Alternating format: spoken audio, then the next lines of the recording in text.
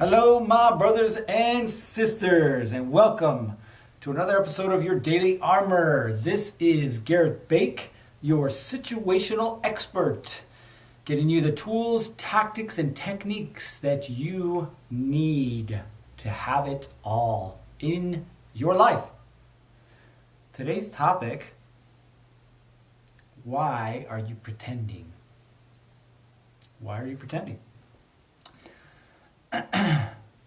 Motorcycle gangs are an interesting phenomenon. They started around the end of World War II, right? But this isn't a history lesson, right? There's a difference between a motorcycle club and a motorcycle gang. What is a motorcycle gang? Very simply, it's a gang that uses their organization as a conduit to commit criminal activity. One of the biggest around is the Hells Angels. Now, I'm not going to sit here and debate on you what you think about the Hells Angels. I will simply state the facts. They are an international organization. There isn't a state where you can't find a chapter. And they are well organized. Here's the problem. They are involved in criminal activities such as drug sales, extortion, murder, racketeering, and a few others. For those of you who have had the fortune of coming across a Hells Angels member, you know what they feel for the police and really anybody who doesn't agree with their way of doing business. So they are very violent as a group, so law enforcement has paid extra special attention to them. And of course, they don't like it. They don't like that we know who they are, that we know what they do, where they live, who they associate with. So what do they try to do? They try to mask it. They try to cover it up, right? With what? With a persona of who I really am. And they do this through a number of things. And some of these things are legitimate things. One of those is they partner up with a large charity around Christmas time and gather Christmas gifts. Like, who doesn't like Christmas gifts, right? Right. So we associate, or they're trying to associate, Hells Angels with Christmas, which means Christmas is good, which means Hells Angels are good. That's what they're trying to do. They want people to see them as being helpful, friendly, compassionate, while they what? While they continue with their criminal activity, their criminal enterprise. So was the case in the area that I used to work. See, they have a clubhouse very near downtown. It's heavily fortified, like literally looks like a castle. Cameras everywhere. But every year they help out with the toy drive, right? But they're also still engaged in criminal behavior, which makes the job of a police officer easier. Another thing that they coordinate and participate in is a motorcycle ride. Now, this is not a charity ride, right? Trying to raise money for someone who has cancer or somebody who died or anything like that. No, it's not a worthy cause. This is to pay tribute to their brothers who are locked up for committing serious crimes. That's right. Those who are in prison for an extended period of time. So they gather a few other outlaw motorcycle gangs who are aligned with them, and they all drive an hour and a half down to where this main prison yard is in Arizona, like literally middle of nowhere. Now, it's not, again, for the first-time offenders. It's not for nonviolent felonies. This prison yard is where they segregate literally the gang members. This is where they go, the violent felons. So after they go, they drive their motorcycles in big, large groups down to near the prison. They gather up together again, and then they do these drive-bys. They drive down this pretty dumpy, almost dirt road next to the prison yard, right? And they pay tribute to their brothers. And some of their brothers happen to be on, I don't know, exercise time or whatever you want to call it. So they're able to come out and see this, right? And they yell and scream and hoot and holler at each other. Yeah, woo, woo. Yeah.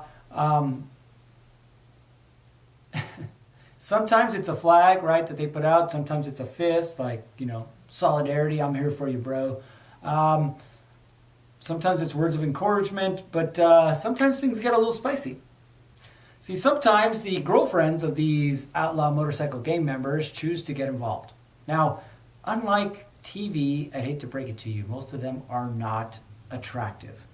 Most of these women look like they slept with sandpaper for the last 15 years. So they hop on the back of these motorcycles and they do their drive-by.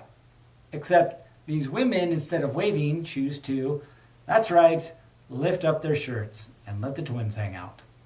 Now, this is not what you're thinking, right? This is not really something you want to see.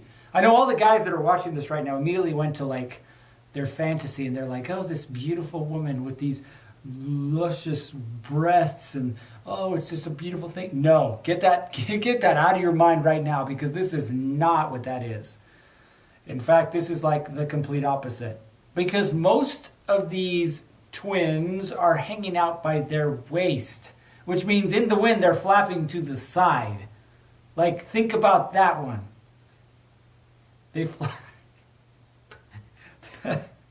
My friend said they flap like pancakes in the wind. See, at times you don't know whether to laugh or to cry. Do you feel sorry for them or do you laugh at them? I mean, I don't know. It's kind of a sad sight. But I guess if you're desperate, you'll do anything, right? But here's the point. See, the point of this story is very simple. Most people hide their bad intention behind acts of service. They do something to mask what their real motivation is. They pretend to be something they are not. See, most of you will get on Facebook or Instagram or when you're in a party with friends, and you will rant and you will rave about your politicians and the fact that they are two-faced, and that in front of the camera they are saying one thing, when behind the camera they are accepting money from the opposite side. And that, of course, is true. We all know that about politicians. But the question is, where are you acting one way when your true intentions are another? See, your true motivation could be that you want a promotion at work. But you're masking the fact that you don't. Right? You're masking it and you're oh, my boss, he's such a great guy. But behind his back, to anybody who will listen to you, what are you doing? You're talking mad game. You're talking smack. This guy's horrible. He doesn't know how to do this. He can't do this. He doesn't this. And you're just on and on and on railing on this guy. For what? For no other reason other than you want his job or you want to get promoted. Like, that's it. So there's always an area across your core four, your body, your being, your balance, and your business, where your actions are masking your true motivation. They really are. And it could be something simple. Like, let me give this one to you. This is one that I still struggle with. I still struggle with this one. The food that I eat. Like, I work out like a madman. Of course, it may not look like it, but I'm training for a triathlon. Like, I'm never going to be this huge guy. I don't know, maybe in a couple of years when I get into heavy lifting and start taking steroids. Who knows? Not a big guy, but I work out a lot. Like this morning, I went swimming for a half an hour and then rode a bike for a half an hour, and then I'll get a workout in. Like, I'll do all these things.